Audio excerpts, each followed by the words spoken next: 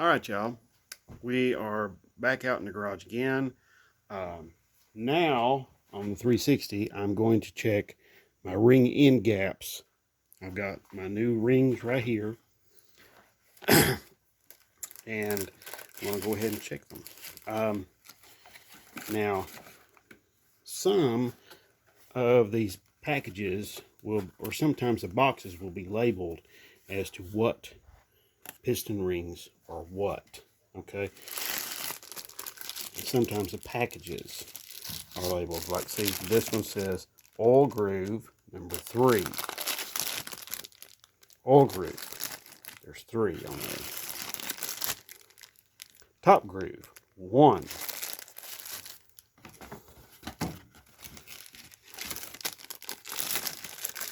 And there's second groove number 2. Now, I'm not going to check my oil groove clearances because it's just really super hard to do.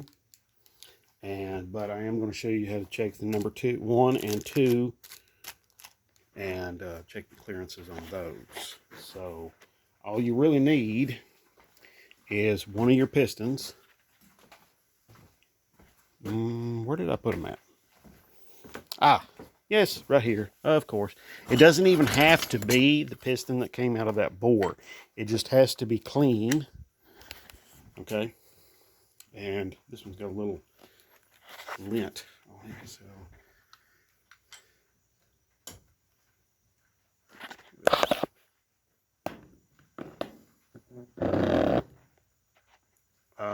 you'll notice that the crank is in the block. That's in the previous video. You can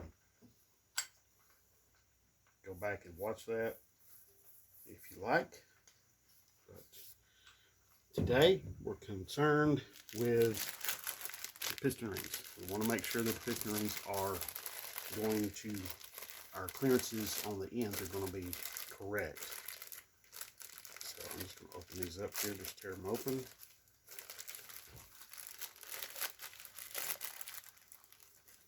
There's a little plastic wrapper. They have a light, very light coat of oil. That's okay. You know, they've been in the plastic wrap. It's okay. This is top groove number 1. So I'm just going to squeeze the ring down.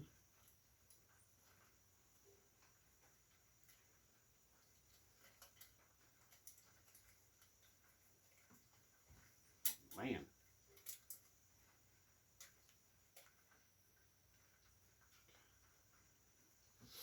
Now, we just want to square it up with this.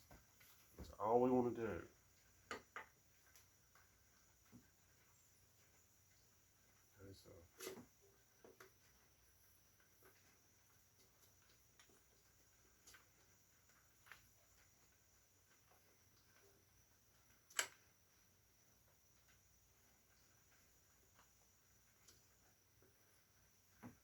Okay, we are squared up.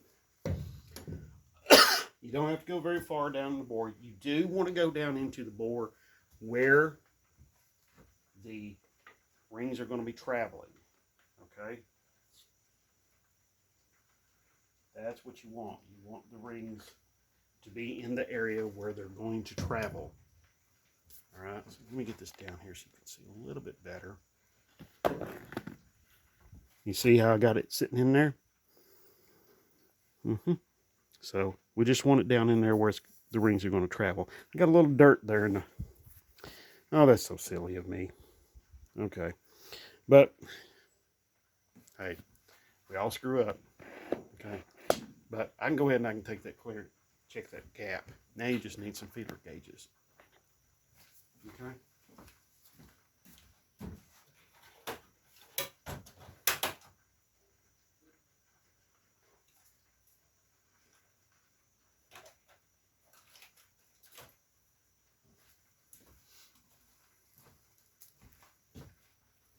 Okay.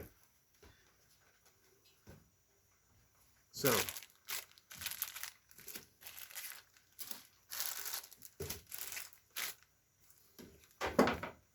Ring gap, 360.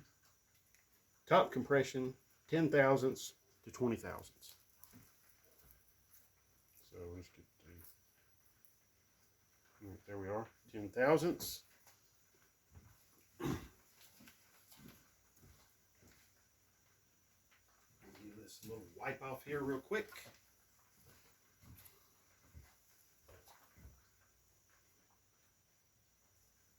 Okay. So not 10.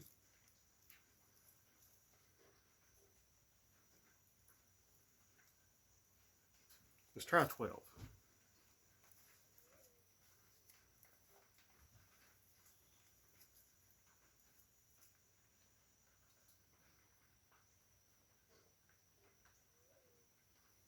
Still a little loose at 12, so let's move on up. Let's try 15. Yeah, let's try 15. So we'll try 15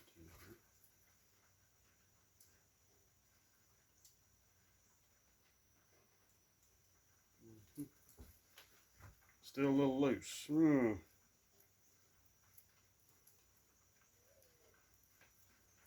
move on up to 18.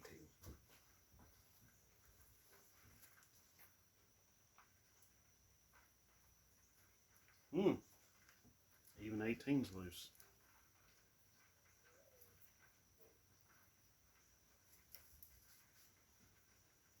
Okay, we'll move on up to 20.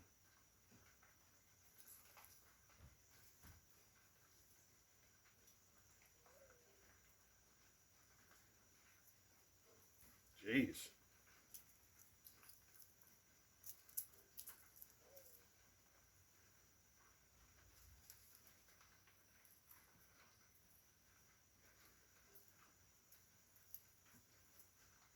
Okay, we'll try 25.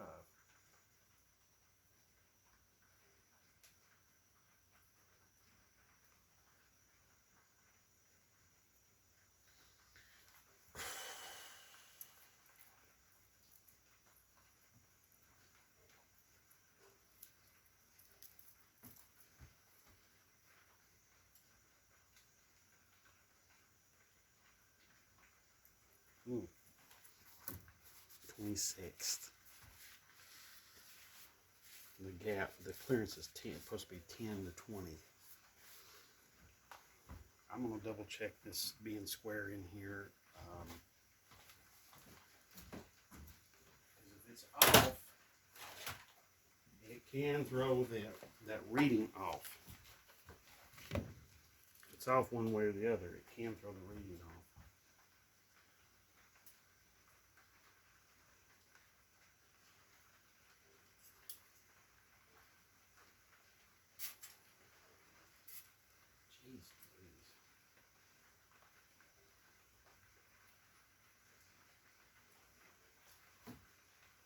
Okay, 738.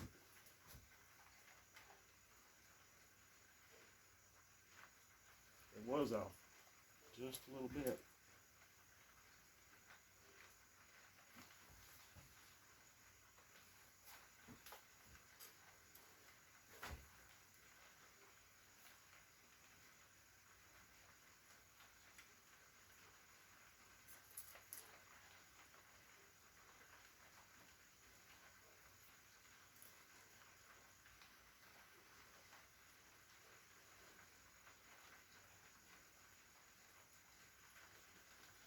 All right, let's try this again. I'm going to go ahead and start with his whack.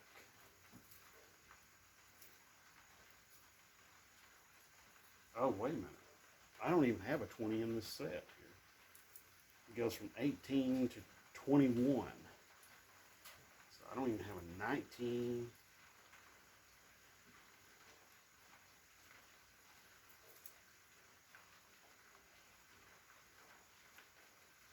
Okay, that tightened things up quite a bit right there.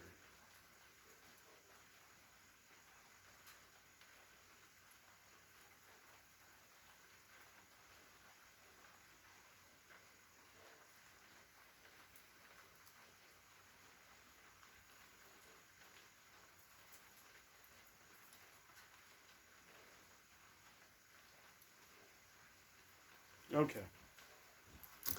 All right.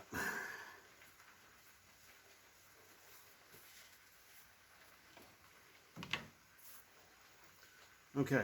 Now, like with checking the main bearings or checking the main bearing gap clearance, I'm going to do the same thing. I'm going to check 2 or 3 different books to see what my specs are in 2 or 3 different books. So, I'll pause this. I'll get right back. Okay. I figured out what I was doing wrong. And, okay, what I was doing wrong was I wasn't pushing piston ring down in there far enough. Okay. There is a ridge up here at the top. Okay. And and I wasn't getting the piston ring square in the bore. Once I got it pushed down a little bit further into the bore and got it square, I checked my clearance again. It's at 17. So it's a little on the high side, I know, but I'll take it. Okay. So that's number 1 cylinder. I went through and I cleaned all the little bits of little dust and little lint and things like that out of there. Now when you put these in there, you just put them in there like that. Now also too,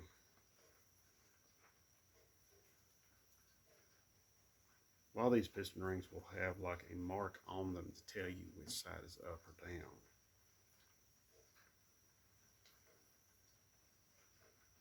Yeah, I'm not seeing that on these. Now, these are sealed power and they're usually pretty darn good, but and I didn't see anything on the package that said made in China or anything like that. No, these are made in USA, so.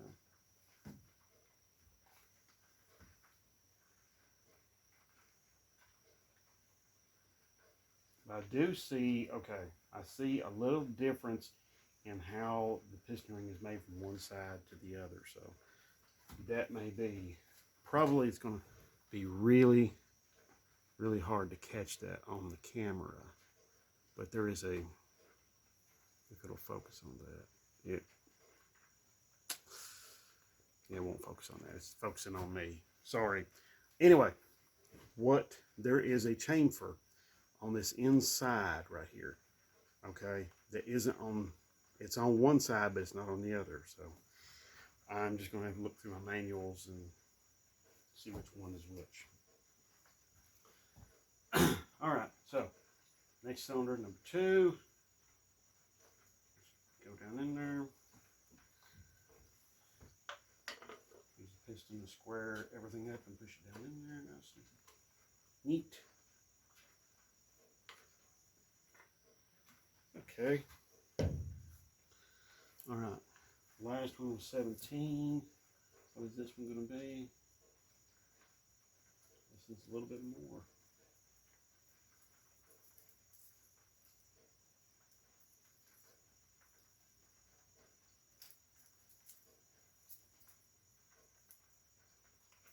Here's 18.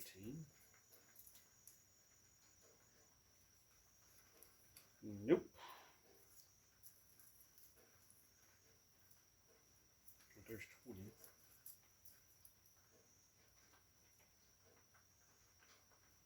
Okay. Yep. It's 20. All right. Now, when you're doing this, be sure to keep up with which ring is which. Okay? But also, I did this all before I started honing the cylinders. The gaps were pretty much not much bigger than this. So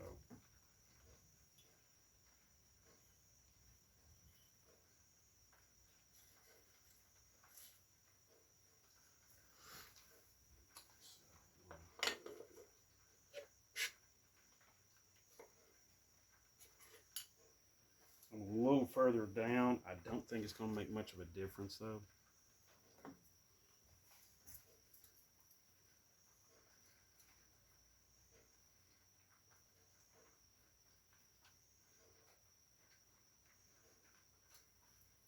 That's about the same. Okay. So that one, number 2, is a little bit high.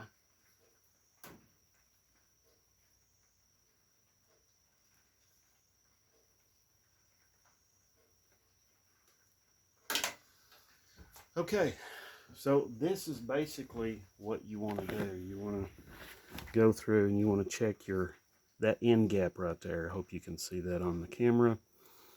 You want to just square it up, check it with your gauge, your feeler gauges, and that's that. And it's pretty simple. Okay, so that's what you want to do. So anyway, so I'm going to carry on checking these other cylinders and writing it down. But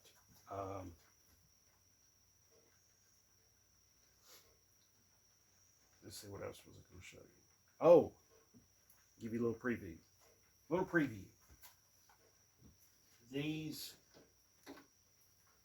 I'm going to show you how to take one of these apart, harvest the parts out of them, because this is a nip and denso starter. Now this one is probably for some sort of import, like a Nissan or something like that, I guess. I don't know. Toyota maybe. And actually it is. It says Toyota right there. Anyway, these are the nip and denso starters. Chrysler's been using them for some time now.